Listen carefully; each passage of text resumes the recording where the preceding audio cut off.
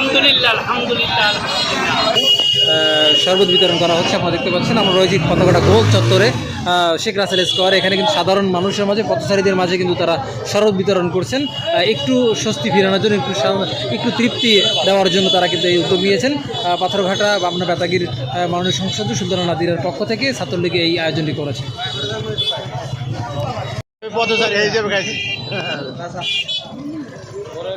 কেমন আছেন?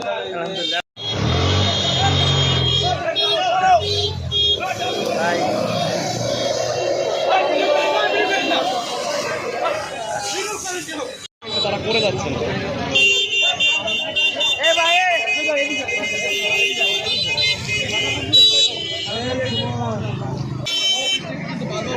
এখনো 2 থেকে 3 দিনের ভিতরে কিন্তু বৃষ্টি আসার সম্ভাবনা নাই।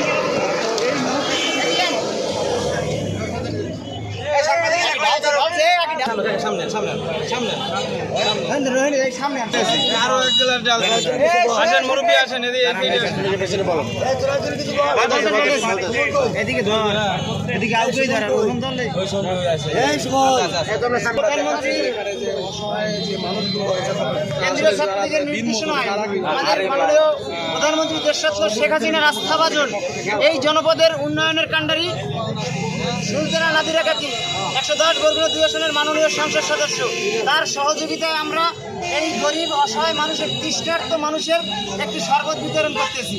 আপনারা যাতে একটু স্বস্তিতে এই শরবত পান করতে পারেন।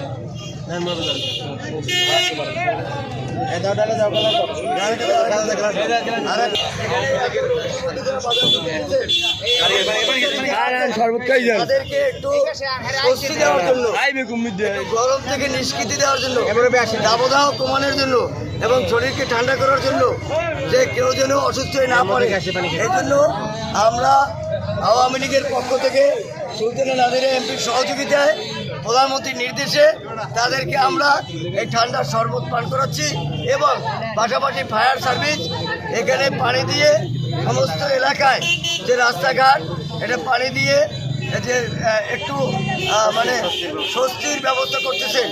এবং এই উদ্যোগ আওয়ামী লীগের পক্ষ থেকে জননেত্রী শেখ হাসিনার নির্দেশে আমরা করতেছি এবং স্থানীয় মাননীয় সংসদ সদস্য আমাদের সার্বিক সহযোগিতা করতেছেন। এবং এখানে ছাত্রলীগের নেতৃবৃন্দ আছেন, ছাত্রলীগের শত শত নেতাকর্মী এখানে উপস্থিত আছেন। তারা মূলত এই কাজটি নিজেরা হাতে ধরে তারপর করতেছেন এবং এটি আমাদের জন্য একটি আস্থার জায়গা যে ছাত্রলীগ আজকে জনগণের মাঝে শরবত বিতরণ করতেছেন এবং আওয়ামী লীগের নেতৃত্বে, ধন্যবাদ। জয় বাংলা, জয় বঙ্গবন্ধু। তারা কিন্তু চাই পাথরঘাটা উপজেলা ছাত্রলীগের উদ্যোগে কিন্তু শরবত বিতরণ করা হচ্ছে। এটি পাথরঘাটা আপনার বেতাগীর মাননীয় সংসদ জনাব সুলতানা নাদিরার উদ্যোগে, তার দিক নির্দেশনায় কিন্তু এইটি করা হচ্ছে এবং তার আয়োজন সকল মানুষ, আসলে অসহায় যে মানুষগুলো রয়েছে তারা কিন্তু শান্তিতে থাকতে পারে বা আসলে এই যে একটু শক্তি লাগতে পারে, সেই সময় কিন্তু এখানে ছাত্রলীগের পক্ষ থেকে কিন্তু করে যাচ্ছে।